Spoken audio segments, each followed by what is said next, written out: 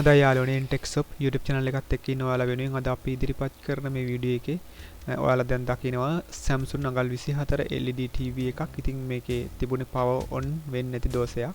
ඉතින් ඒ දෝෂයට අදාළ හේතුව අපි හොයාගෙන ඒ දෝෂය निराකරණය කරගත්ත විදිහ අද මේ වීඩියෝ එක මගින් ඉදිරිපත් කරනවා. LED TV CRT TV අලුත් දෙයක් කිරීමට ආසාවෙන් ඉන්න බලාපොරොත්තු වෙන ඔයාලා වෙනුවෙන් යම්කිසි හෝ දැනුමක් අපි මේ ඉදිරිපත් කරන Intexop YouTube channel එක මගින් ඉදිරිපත් කරන CRT TV LED TV අලුත් වැඩියක් කිරීමේ playlist එක යටතේ ඔයාලට ගිහිල්ලා නැරඹීමෙන් යම්කිසි දැනුමක් මේ වීඩියෝ මාලාවෙන් ලබා ගන්න පුළුවන් වෙයි කියලා අපි හිතනවා. ඉතින් මේ වගේ දෝෂයක් ඔයාලටත් LED TV එක මතුවුණු තින් ඒ දෝෂය ඉතාමත් ඉක්මනින් निराකරණය කර ගැනීම පහසුව මේ වීඩියෝ මාලාව මගින් ලබා ගන්න පුළුවන් වෙයි කියලා අපි හිතනවා. හොඳයි යාළුවනේ අපි ඉස්සෙල්ලම මේකේ හවුසින් එක මේ ආකාරයට ඉවත් කර ගැනීම සිදු කරගත්තා. දැන් අපිට තියෙන්නේ මේකේ දෝෂය හොයා ගන්න අවශ්‍ය වැඩ කටයුතු ආරම්භ කරන්නයි.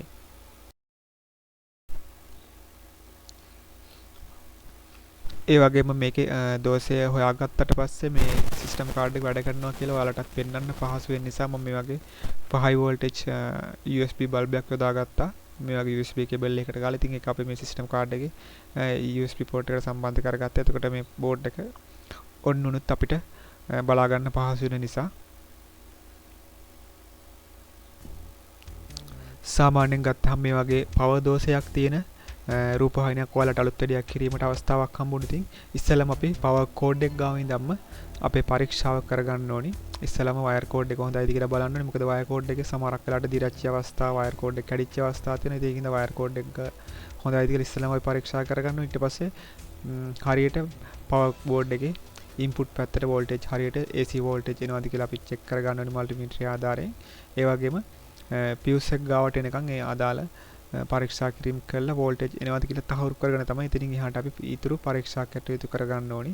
නමුත් මේ TV බෝඩ් එකේ තිබුණේ power input පැත්ත හොඳයි. මේකේ output පැත්තේ තමයි දෝෂය තිබුණේ. ඒ කියන්නේ සිස්ටම් කාඩ් එක පැත්තට අවශ්‍ය වෝල්ටේජ් හැදුන්නේ නැහැ. නමුත් මේකේ high voltage ඒ කියන්නේ back light පැත්තට අදාළ ඒ වෝල්ටේජ් හැදුනා. සිස්ටම් කාඩ් එකට අදාළ වෝල්ටේජ් හැදුන්නේ නැති ප්‍රශ්නයක් තිබුණේ. ඉතින් අපි බලමු මේකේ දෝෂය කොතනද තිබුණේ කියලා. අපි දැන් පරීක්ෂා කරමු.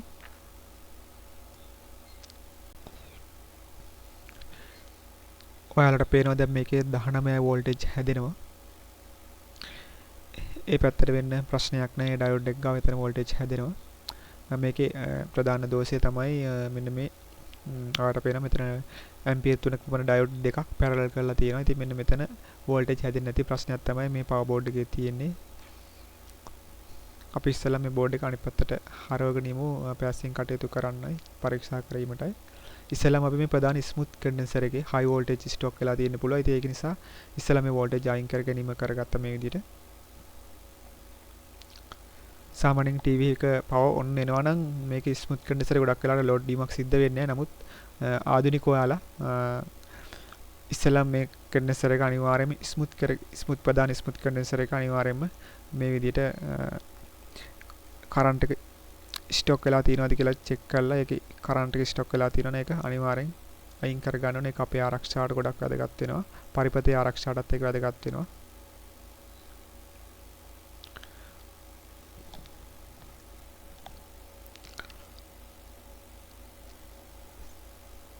LED TV එකක් අපි අලුත් වැඩියක් කිරීමට පෙර ගොඩක් මේ ගැන සැලකිලිමත් යුතු කාරණා තියෙනවා. ඒ කියන්නේ මේකේ ගොඩක් වෙලාට ඩිස්ප්ලේ එක ඒ වගේම T-con board එක තියෙනවා. ඉතින් ඒවා ගොඩක් ප්‍රවේශම් කරගන්න ඕනි ස්ථානේ ඒවා පොඩ්ඩක් මිස් වෙච්ච ගමන් ඩැමේජ් වෙන්න තියෙන හැකියාව වැඩි. CRT TV වගේ නෙමෙයි.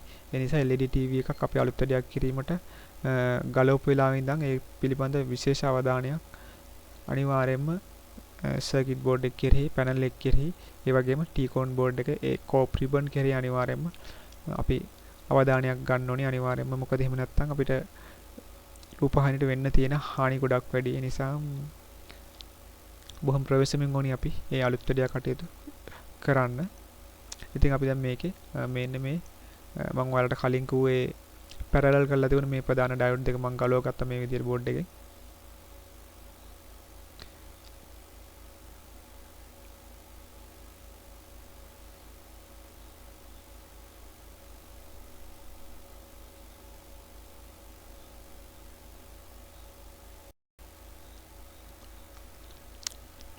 දැන් අපේ ඩයෝඩ් එක මේ විදිහට පරිපථයෙන් ගලවලා එළියට ගත්තා.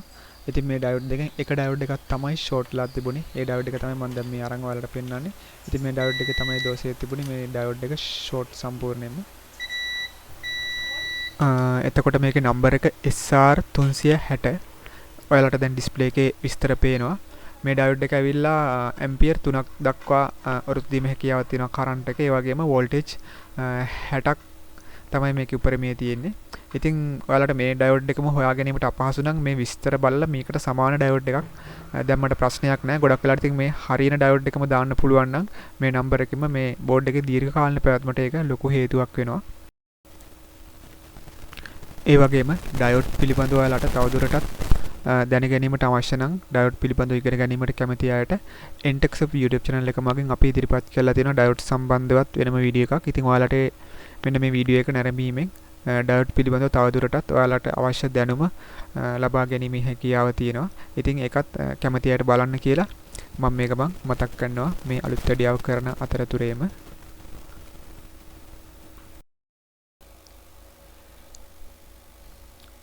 මේ LED TV එකේ මේ පවර් බෝඩ් එකේ නම් දෝෂය තිබුණේ රෙක්ටිෆයර් එකේ. ඉතින් මේ වගේ පවර් දෝෂාවන් ගොඩක් වෙලාවට මේ රෙක්ටිෆයර් එකේම එන්නේ නැහැ. ගොඩක් වෙලාවට මේ රෙගුලේටර් චිප් වල ඒ වගේම එහෙම නැත්නම් මේ MOSFET වල එහෙම නැත්නම් චොපර් ට්‍රාන්ස්ෆෝමර් එක පැත්තෙන් දෝෂ එන අවස්ථාවක් තියෙනවා. ඉතින් මේ මුල සිට අපි ක්‍රමානුකූලව පරීක්ෂා කිරීම සිද්ධ කරගන්න ඕනේ මේ දෝෂ සොයා ගැනීමට නම්. ඉතින් ඒ සඳහා මේ කම්පනස් ගැන අනිවාර්යයෙන්ම දැනුමක් තියෙන්න ඕනේ. මේ MOSFET වලින් එන කාර්ය, ඩයෝඩ් වලින් එන කාර්ය, ඒ වගේම රෙසිස්ටන්ට් IC වලින් ඒවයි සම්බන්ධ වෙනම දැනුමක් තියෙන්න ඕනේ. TV අලුත් වැඩියක් කිරීමට බලාපොරොත්තු වෙන ඔයාලා තුලේ දැනුම අනිවාර්යයෙන්ම මුලින් ඉඳන්ම හදා ගන්න ඕනේ. ඉතින් අපේ Entexup YouTube channel එකේ අපි මේ components පිළිබඳව විශේෂයෙන් transistor, IC, resistant, condenser පිළිබඳව මූලික ඉලෙක්ට්‍රොනික දැනුම යටතේ මම හිතන්නේ වීඩියෝ පෙළක් ඉදිරිපත් කළා. ඉතින් මේ වීඩියෝ පෙළ ඔයාලට නැරඹීමෙන් components පිළිබඳව යම්කිසි දැනුමක් ඔයාලට අවශ්‍ය නම් ලබා ගැනීමේ හැකියාවක් තියෙනවා. ඒ පිළිබඳවත් මේක අලුත් වැඩියක් කරන අතරේ මතක් කරනවා.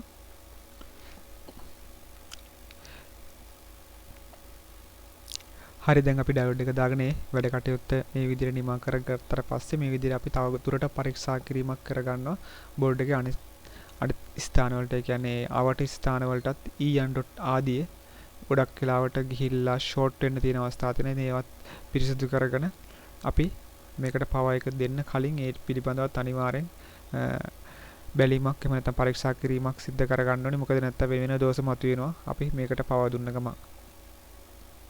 ඉතින් අපි දැන් මේ විදිහට බෑක්ලයිට් පැත්තත් සම්බන්ධ කරගෙන මේකට පවර් දෙන්න අවශ්‍ය වැඩ කටයුතු සූදානම් කරගමු.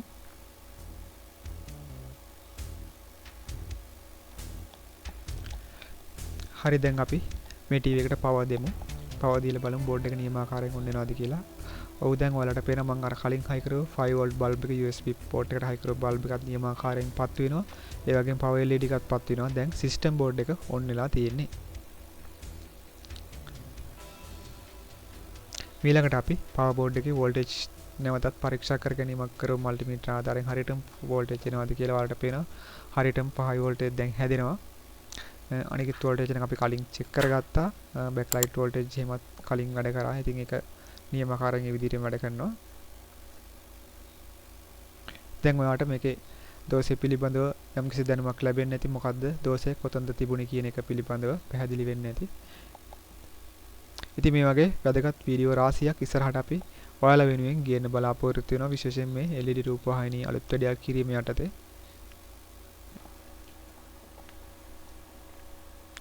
දැන් එහෙමනම් අපි මේකේ අනිකුත් කොටස් ටික සම්බන්ධ කරගෙන මේ TV එක කම්ප්ලීට් කරගමු.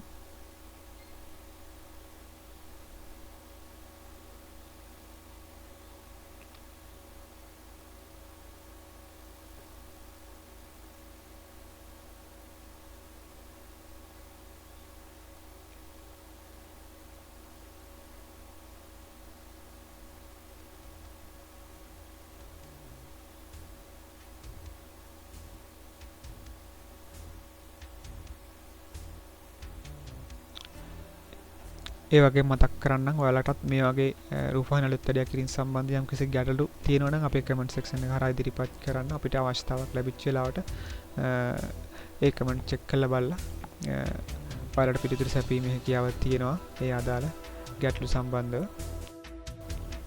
හරි දැන් අපි ටීවී එක මේ ආකාරයට කම්ප්ලීට් කරගත්තා. නැවතත් අපි මේකට පවර් දීලා බලමු.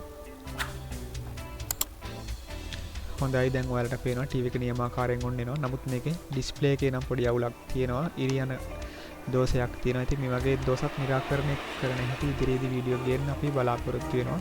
අද අපි ඔයාලට ඉදිරිපත් කරපු මේ පවර් දෝෂය මේ ආකාරයට කම්ප්ලීට් කරගත්තා. දැන් ටීවී එක නියමාකාරයෙන් වැඩ කරනවා. ඉතින් මේ වගේ තවත් වටින වීඩියෝකින් හමු වෙන අපේක්ෂාවෙන් ගිහිල්ලා එන්න. එන්ටෙක්ස් වීඩියෝ channel එකත් එක්ක සම්බන්ධ වුණු ඔයාලා සියලු දෙනාටම සුබ දවසක්. ගිහිල්ලා එන්නම්.